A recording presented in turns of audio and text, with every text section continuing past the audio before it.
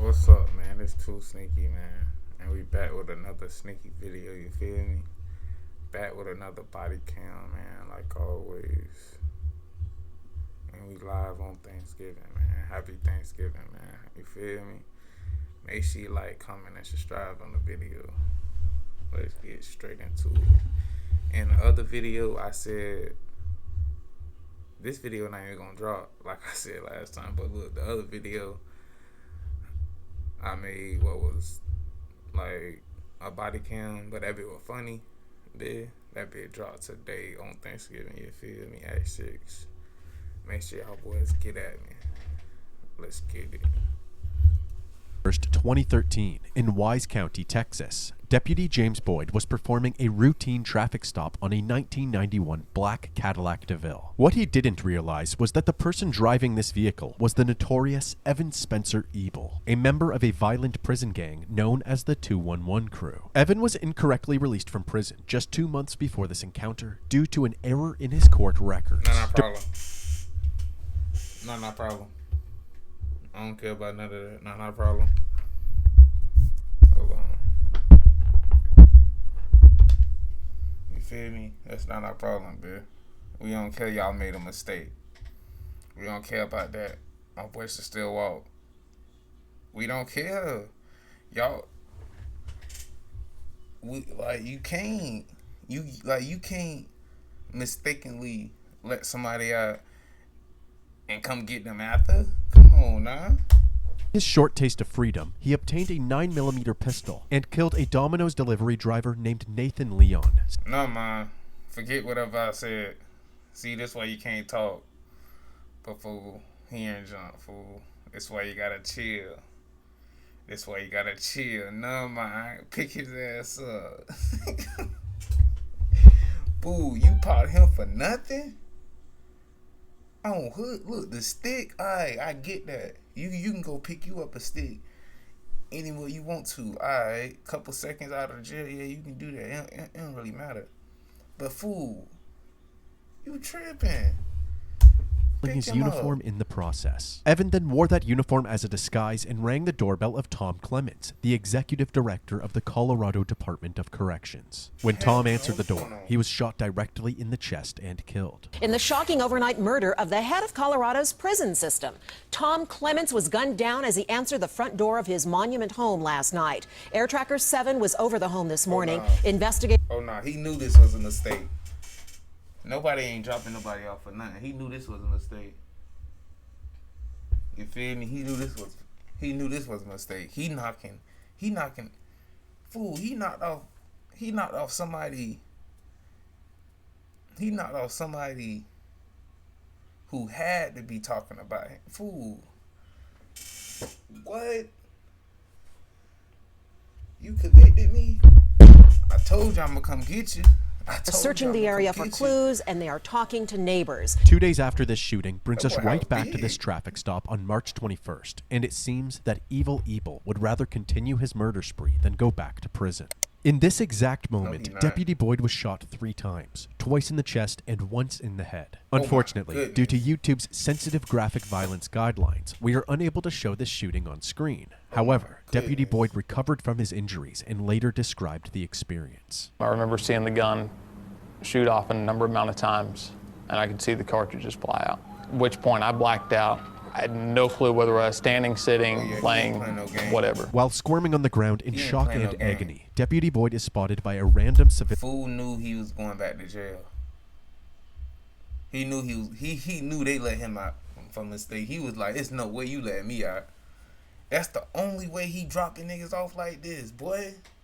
That nigga called 3. He survived, but nigga, he's still on his list. Just because, fool. Just because. You feel me?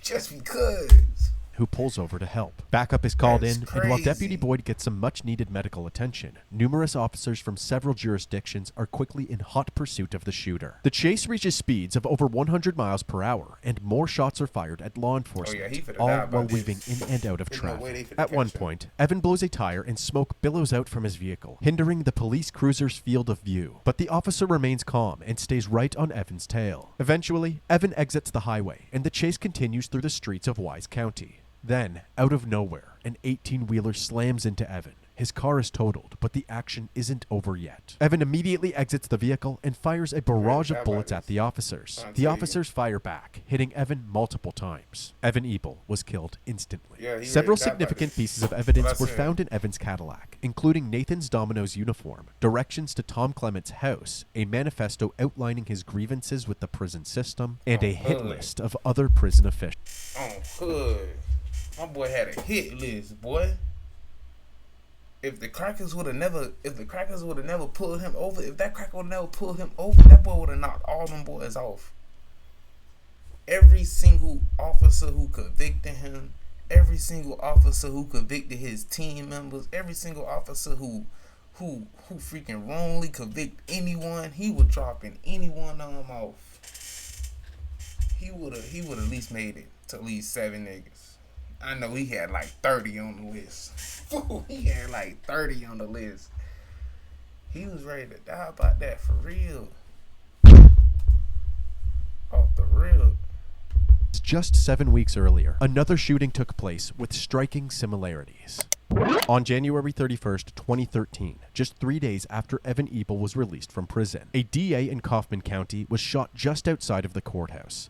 Kaufman County 911. Yes, sir. We've got a gentleman on Grove Street and Madison that just got. Oh yeah, he was dropping. Eve Online on Mac immerses you in a universe with thousands of stars. He had bodies before that. Madison that just got shot. Officer Jason Statsny was the first to arrive at the scene. He immediately began CPR. You got a shot in his face. There you go. There you go, buddy. Keep breathing for me. 5 minutes later, an ambulance arrived and an EMT took over. Anybody know anything about it? He's one of the DA prosecutors. The victim was 57-year-old Mark Hassey, the chief assistant DA for Kaufman County. The scene was quickly secured, and Mark was loaded into the ambulance. Soon after being transported to the hospital, he tragically passed away. With the shooter at large, the courthouse was shut down for the day, and police began to canvass the area. Nigga, every lawyer, every judge, nigga, y'all supposed to been on y'all P's and Q's. Y'all supposed to been on y'all P's and Q's. My boy was dropping anyone off. Y'all didn't even have to, y'all didn't even took his case. Y'all didn't even have to take his case. If y'all even convicted one person, he knocking you off. He was knocking you off.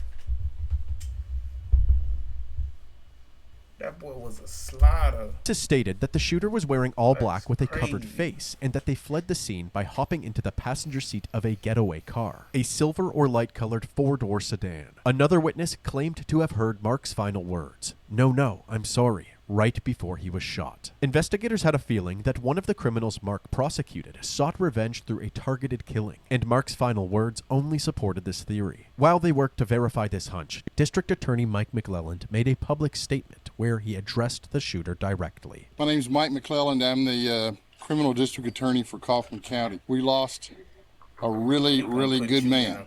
I hope that the people that did this are watching, because we're very confident that we're going to find you, we're going to pull you out of whatever hole you're in, and we're going to bring you back and let the people of Kaufman County prosecute you. First off, the person who did this, he was not even trying to. He not going back. You think he about to go back and get death row, nigga? Nigga, he knocked off the pizza man because he was just in his way. You think he about to go back? You crazy. After they said he knocked off the police officer, he was not going back. He was not going back. After you knocked off a lawyer, any type of attorney, any type of that fool, he ain't going back, boy. Y'all accident got people killed. Stupid. What y'all talking about? Y'all mistakenly let him out of jail. Come on, now my boy. Fullest extent of the law. 2 months later, when Evan Ebel's murder spree ended with his death, Mike and Kaufman authorities wondered if they could link Evan's 211 crew affiliation and hit list to Mark's murder as well. Unfortunately, Mike wouldn't live long enough to find out, as he became the next victim. District Attorney Mike McClellan and his wife Cynthia have been found shot to death. It is the... What I said. You want to talk on the internet? You want to talk? I hope y'all hearing. We gonna come find y'all out of any hole y'all coming in. You fit. What I said, he gonna put you in a coffin, boy. He was not playing with y'all. My boy knocking every single one of them off. That boy was on the news, thought he about to be big stream. Boy, you supposed to been in the shadow. You don't want to be no ghost, and you don't want to be no person in the internet. You want to be a shadow now. Cause y'all don't know him, he know you. The killer know you, you don't know him. You supposed to be scared of your life. That boy playing out here. Shooting of a prosecutor in the small Texas town this year, coming just 2 months after Assistant District Attorney Mark Hasse was shot dead outside the local courthouse on his way to work. On March 30th, 2013, friends and family were unable to get in touch with District Attorney Mike McClellan and his wife Cynthia. When they went to check on them, the door was unlocked. Inside, they immediately noticed shell casings at their feet. They feared the worst, and after moving toward the living room, Cynthia was found lying motionless in a pool of blood. Further into the house, they discovered Mike's body as well, riddled with bullets. The McClellans had been brutally murdered. Authorities rushed to the scene and spent the night processing it. You have a wife, you supposed to not even be on the internet addressing nothing. Nigga, that's not my job. I'm not addressing none of that. You was an attorney. Why you addressing any type of killings? I'm not addressing no press. I'm scared for my life. What is you talking about, nigga? My boy sneaked in and sneaked out. They found them boys a couple days later. Just because they couldn't get a hold of them, man. What the? My boy was. That the McClellans had a home security system that kept track of any movement detected in the house. All movement stopped by 6:42 a.m. that morning, indicating that the shooting must have taken place around this time. News quickly spread of the McClellan murders, and while hundreds of investigators got to work, a multitude of tips poured in from the public. But one of these tips was much different than the others. It came in on the night of Easter Sunday, and it simply read, "Do we have your full attention now? Only a response from Judge Bruce Woods will be answered. You have 48 hours. Boys ain't playing with Opportunity for Florida residents. We're looking for motivated people to take cybersecurity classes 100% online. You could sell a spam for YouTube purposes. Law enforcement decided to respond. You have our attention. How can the county judge contact you? Since the Crime Stoppers program protects the anonymity of those sending tips, law enforcement had no choice but to await a response from this mysterious tipster. 12 hours later, that response came. It started with, "Your act of good faith will result in no other attacks this weekend." This mysterious person went on to prove that they were in fact the killer, by stating the kind of ammunition used to murder Mike Hasse, something only law enforcement and the killer would know. Then, the killer had a very specific demand. "Judge Woods must offer a resignation of one of the 4 main judges in Kaufman. My superiors will see this as a first step, ending our action. Do not report any details of this arrangement. You have until Friday at 4 p.m. We are not unreasonable, but we will not be stopped." Law enforcement then responded yet again. We are working on your demands. A lot has been put out to the media. Can you give us additional details that are specific to this case and not known by the press? Unfortunately, the conversation ended there, leaving law enforcement wondering if these were threats coming from Evan Ebel's fellow gang members. Ebel was a member of the white supremacist prison gang called the 211 Crew. In recent years, experts say ultra-violent white supremacist... Them was white supremacists. I don't care about none of it. Them boys was hitting junk, boy. I ain't see one black dude they knocked off in here yet. They was hitting junk, boy. Stop playing. Them boys was steppers. If you can hit an officer, a judge, any of them, repeatedly, my boy, stop playing. Gangs like the 211 crew and the much larger Aryan Brotherhood, the subject of this National Geographic investigation, have expanded their criminal enterprises outside the prison walls, selling drugs and running guns, all directed from behind bars. They devised all kinds of codes, so they might send out a letter that looks like a quite benign letter but is actually directing a hit or some other kind of criminal activity. Still, experts say it is extremely rare for prison gangs to kill top officials because to do so means all-out war. Tonight, war may well be what the 211 crew has on its hands. With the possibility of more organized gang violence on the way, detectives were in overdrive, searching for anything or anyone to help identify Mike and Cynthia's shooter. While reviewing surveillance footage from businesses around... The officers know, right? Like they knocked off the dude, right? They knocked off him. They knocked off him, right? But look, you think knocking off him stopped? Think knocking off him? You think he was the only shooter?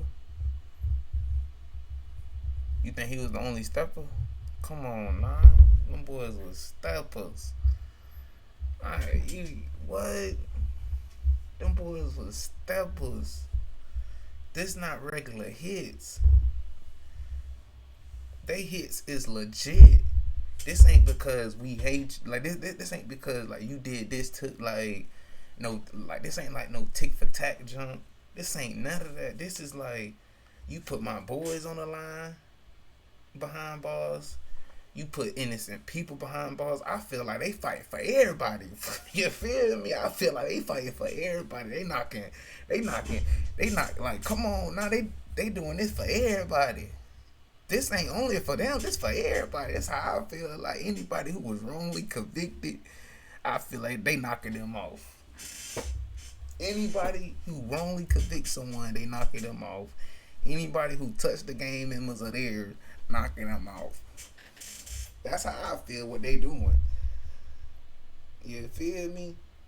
But like, you can say it's wrong, but look though, how they doing it, they want justice like John. I can't judge a nigga, you feel me?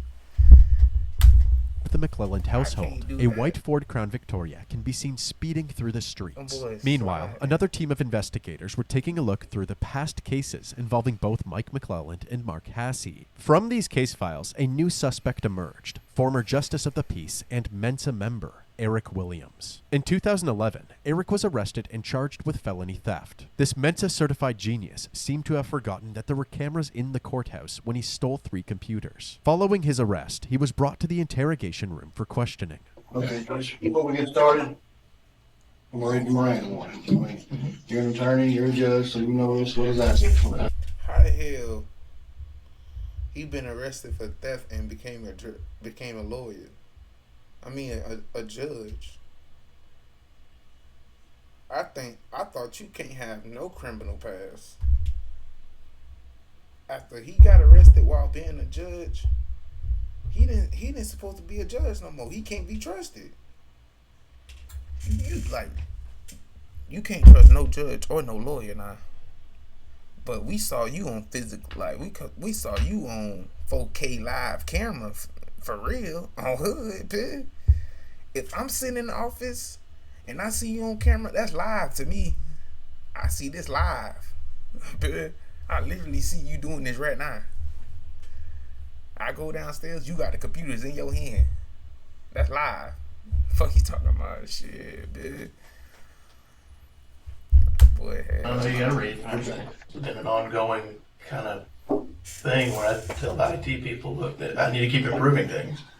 I understand, but you hadn't put any kind of written request, nothing like that's been documented. No, nothing like that. I don't think that you actually. No, you're not here for that though. Yeah, that's just stupid. I don't think that you actually believe. I mean, you're an educated person. I see your class ring on your finger. That you can just walk into the ID department and say, I need a monitor, I'm taking that one. I mean, there's places that do that. Places being here in Coleman County or? Well, I mean, there's businesses that, yeah. Eric was offered a plea deal, which would reduce the charges from a felony to a misdemeanor. But he refused this offer, and the case was sent to trial. The prosecution team consisted of Mark Hassey and Mike McClelland. Eric was ultimately found guilty. He was only sentenced to 2 years probation, but what really stung was that he was now a convicted felon. As a result, his I thought they said he was educated. He was educated? Let me see his class ring. I'm trying to see what class this is. And where did he go? Harvard? They should revoke everything. They should take every diploma, even his high school diploma, away from him. I'm going to drop this down. If you take this right here, I'm going to drop this down to a misdemeanor and not a felon. Nah, I ain't taking that. What you finna take this to trial? Think you finna beat it? We see you. You intelligent. We finna take this to trial and you think you finna beat this. While you on camera, like we can see you, you see me, we see each other. And you finna try to take it to court trial. I would have got the misdemeanor. As justice of the peace, and his law license were revoked. Following Mark and Mike's death in 2013, Eric was asked to take part in a police interview. He refused to speak with the investigators following the advice of his attorneys. However, Eric had no problem speaking with the media, giving his 2 cents throughout the investigation. First, I want to say that my deepest condolences go out to the McClelland family and all the people at the courthouse, most of which I know. I cooperated with law enforcement. I certainly wish them the best in bringing justice for this incredibly egregious act. Has anyone connected with this investigation suggested to you that you are a person of interest in the investigation? No. Did you bear either of those men any kind of grudge? No, absolutely not. My heartfelt condolences go out to both the McClelland family and the Hassey family because they were in public office doing the right thing and for some reason that we're not aware of have paid the ultimate price for that. While Eric's we don't know if you're genuine or not, but we don't know because we don't know if they ever wrongly convict anyone. Like, we need to know everybody passed before we get the judging everybody. It can be condolences because, like, you can say rest in peace to them too. Yeah, you feel me? But your shoes gotta be in everybody's feet. I mean, like, your feet gotta be in everybody's shoes type shit, you feel me? I ain't saying they supposed to knock them off like that, but I'm just saying my boy probably did wrongly convict somebody, but them boys still was doing that. But like, I'm in the middle. I ain't finna be like biased with this, you feel me?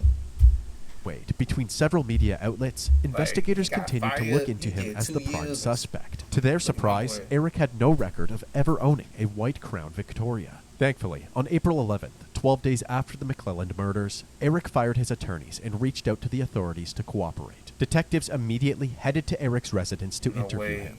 Hey, Eric, I appreciate it. Thank you very much. And you understand why your name pops up in all this? Absolutely. Well, did you have anything to do with it? No, absolutely not. As expected, Eric insisted that he had zero involvement regarding the murders, so the detectives decided to take a different angle. You don't have any more? You got rid of all of them? One gun I'm trying to sell, and it's just hard as hell to sell. Hey, just curious, how many guns did you used to own? About 16. And you sold 15 of them? For context, since Eric is a convicted felon, it is illegal for him to own any firearms. I'd love to go back and say, there's no guns in that house. We looked in that house.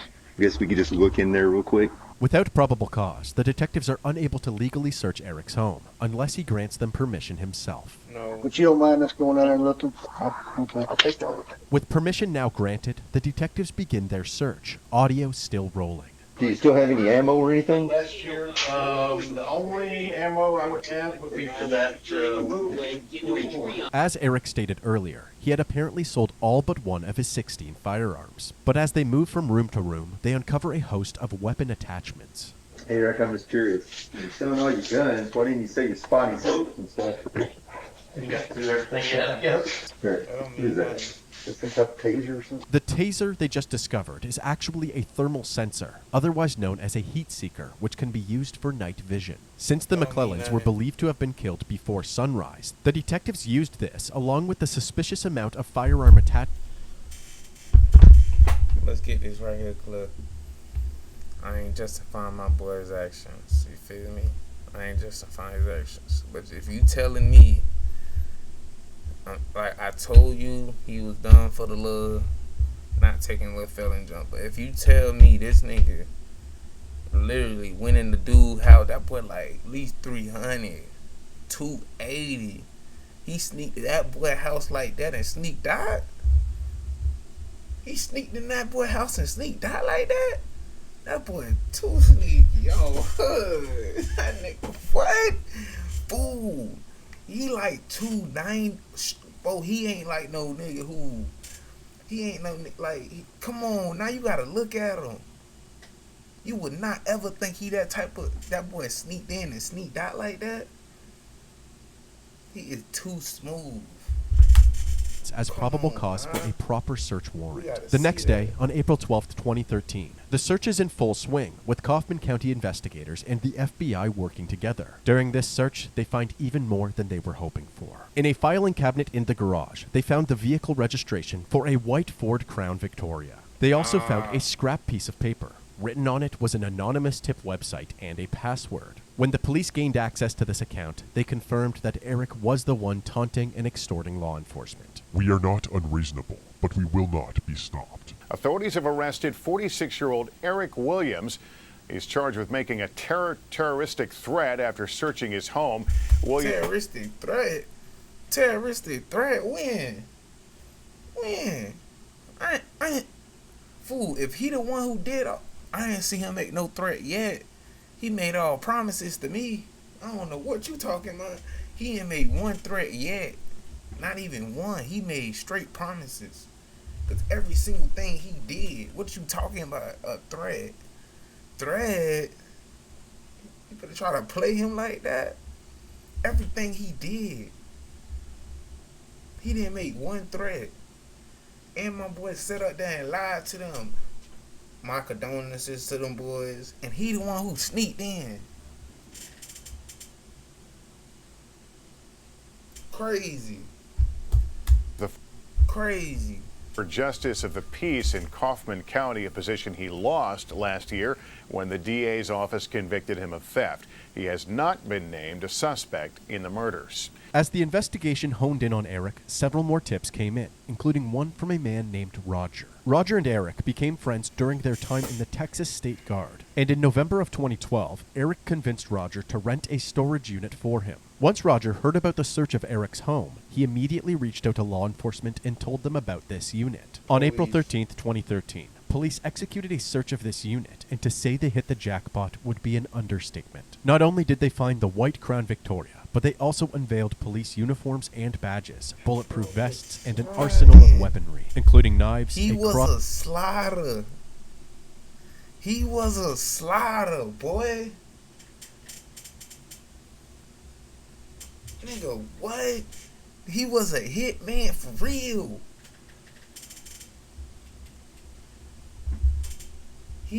This what you call living two lives. He lived in double lives, boy. Come on, nah. A white collar in the other one, nigga. Sneaky in another one, nigga. Oh, hood, nigga. My boy, what? He did do it for a dumb reason, but he was, yeah. My boy was John Wick on at night. He was white collar in the daytime. Come on, nah. This a movie scene right here.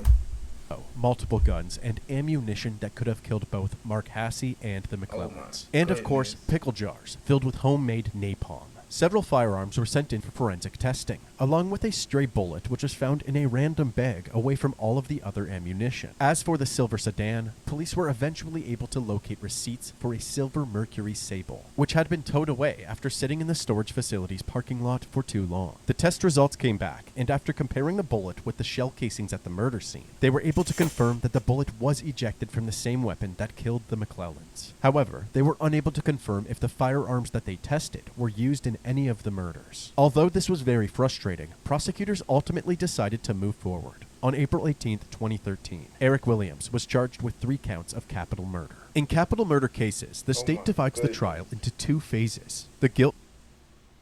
Do you think you have what it takes to make like it never even happened happen? Then you belong at the #1 brand in property restoration. 2 phases: the guilt phase and the penalty phase. During the guilt phase, a jury decides the defendant's guilt or innocence. If the defendant is found guilty, the trial moves to a penalty phase, in which the jury receives additional information and decides whether or not the defendant should be executed. The guilt phase began in December of 2014 and was only addressing one of the 3 charges, the murder of Cynthia McClelland. This was devised by the prosecution team so that if anything went wrong in the first trial, they could essentially get a second chance through another trial. Prosecutors summarized the investigation for the jury, portraying Eric as an egotistical and calculated killer who would go to great lengths for revenge. This is my chance to tell you the I story. ain't gonna lie. That is true, but boy, that boy was real deal dedicated with this. And he was look, I feel like he was smart and dumb now, fool. Cause look, he was smart.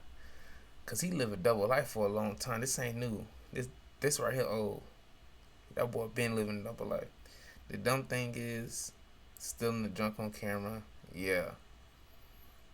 And having the police check your house without no warrant. They don't got no warrant, nigga. And say you just say yeah just because you don't want them to. Nah, don't do that. You got stuff in the house. You got stuff in the house. You think you hid it? I get the flipping junk in his house. Somebody gonna find something. Come on, man. But that boy right there. Of the murders of Mike and Cynthia McClelland. He sent an email into law enforcement claiming credit for the murders, thinking law enforcement would never figure it out. Well, he was wrong. They also used the storage facility's surveillance footage to establish a timeline of the crime. At about 6 a.m., the Crown Victoria can be seen entering the parking lot, then leaving 12 minutes later at around 6:12 a.m. Then, after killing the McClellans at around 6:42 a.m., the vehicle heads back to the storage unit, arriving at 7 a.m. 17 minutes later, a black SUV can be seen leaving the area. The defense, on the other hand, focused on the weak points in the prosecution's case. Eric Williams did not commit these murders.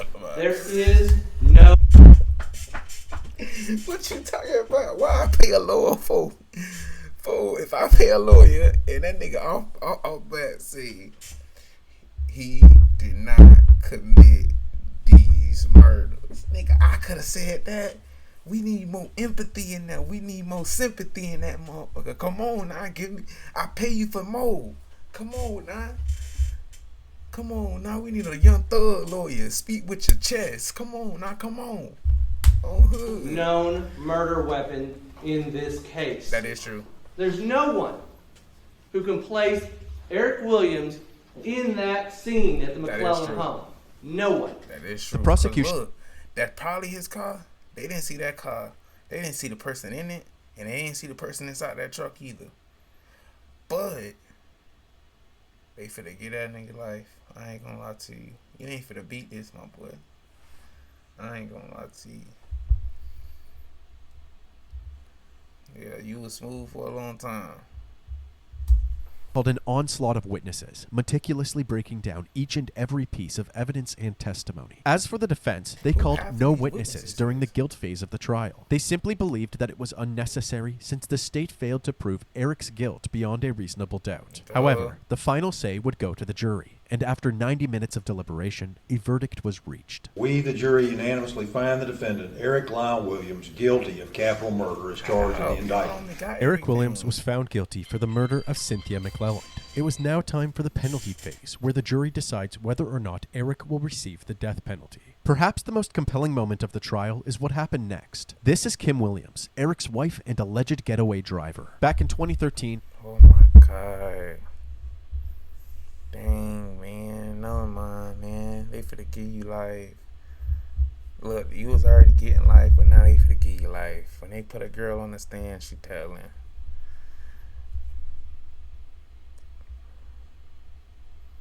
Cause look, you know why she telling? She ain't here for nothing. If she was not about to tell, she would not even been here. She would have stayed in the cell. You know she finna say she the getaway driver. You know she finna say he was in the car with me. You know that. We know that. Yeah, we was in the truck. Was arrested at the same time as Eric, and detectives spoke with her for hours in the interrogation room. Although she was first defensive about her husband, she slowly let her guard down and eventually told the detectives what really happened. They convinced her to take a plea deal. Since she was protected by spousal immunity, she was not forced to testify against Eric. However, as part of her deal, they asked that she provide testimony during the penalty phase of the trial. She agreed.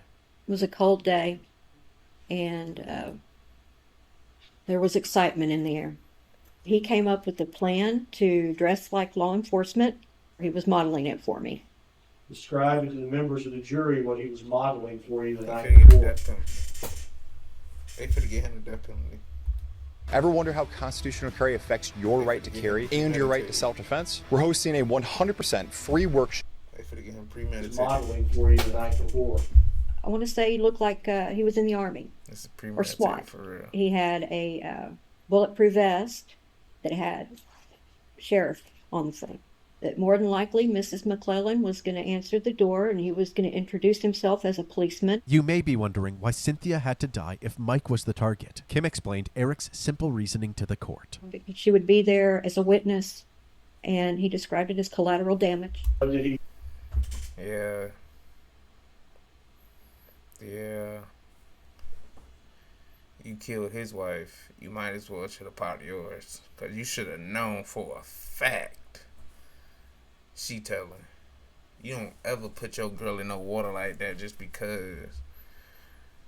She telling. Look, loyalty go a long way, love go a long ways.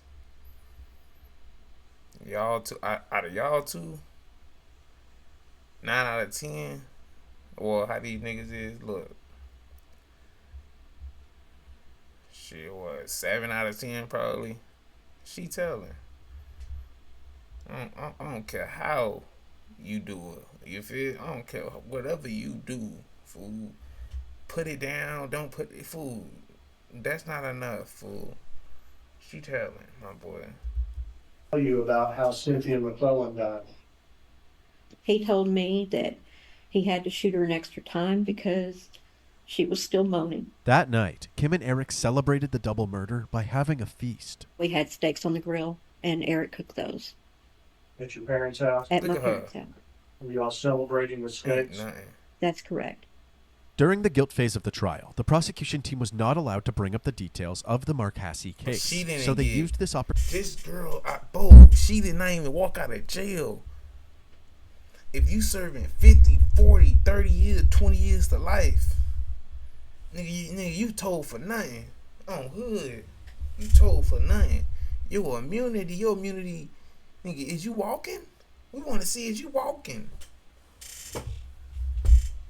Fool, me and you did the same exact junk, and only thing you doing is just telling what we did. So, what, you finna let her walk? To bring the jury up to speed. Did you agree to drive? Yes, I did. You knew what was going to happen? Yes, I did. Why did you agree to drive to the murder of Mark Hasse? I was so drugged up, and I so believed in Eric and everything that he told me. His anger was my anger. Kim went on to recount the moments following Mark's shooting. As you're driving away from the scene of the Hasse... If that was the case, why you told?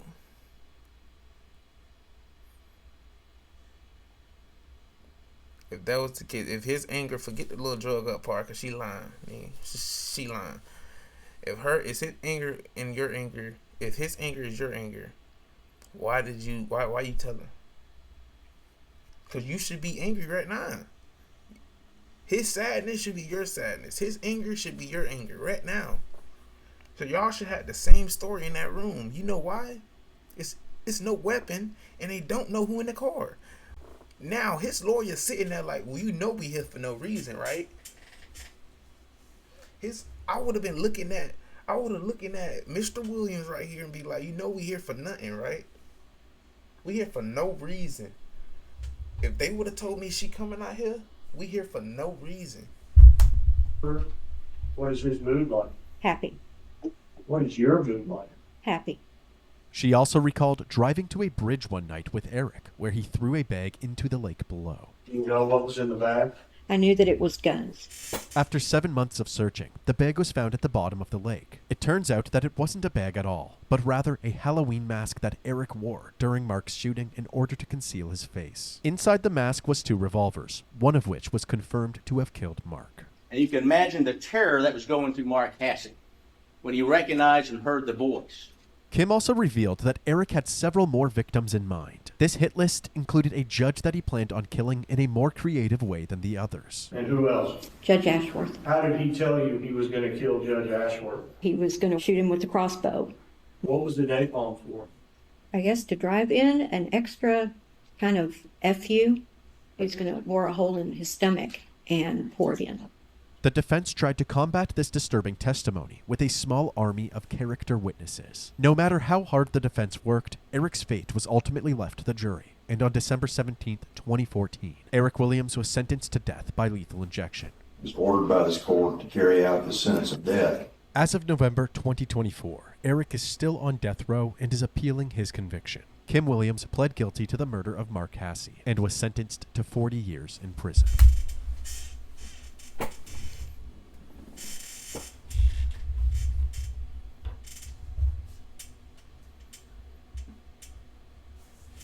What she told for? Why did she tell? You got 40 years. You ain't making it in the 40 years. So why did you tell? Oh, because you didn't want death? Oh, because you didn't want life? You got 40. You got 40 years. If you got 40, 30 years to life, there's no point in you tell me the reason. What's the point of you telling? Somebody who like telling, tell me the reason. What's the point of her telling? Oh, I wanted 10 years off. 10 years off of what? 50 years? Oh, you didn't want to die now. You want to die later. I would have got the lethal injection. I would have got life. You told for nothing. She told us all that information and she not walking. She's not walking. If I was him, I would be mad. The same exact fool she told for no reason. I feel like that, like, out of the whole video, that made me madder. That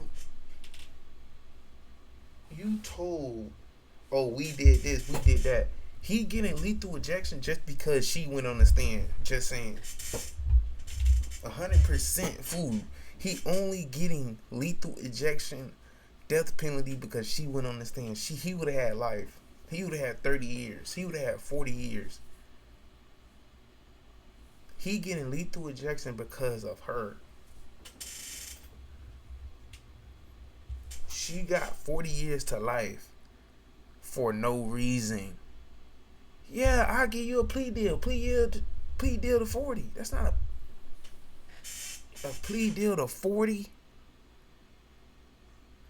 You could have stayed the sentence you had. But we in the wrong, fool. You feel me? But we in the wrong. Stay the sentence you had, fool. That's just crazy. You feel me? But man, it's 2Sneaky, man. And I'll be back to back with another video, man. And my things, the video gonna be dropping at 6:30, 6 o'clock, man. At Mr. 2Sneaky, man. Make sure y'all boys get at me, man. Like on always. Make sure you like, comment, and subscribe on the videos, man. Let's get it, man. We out with it.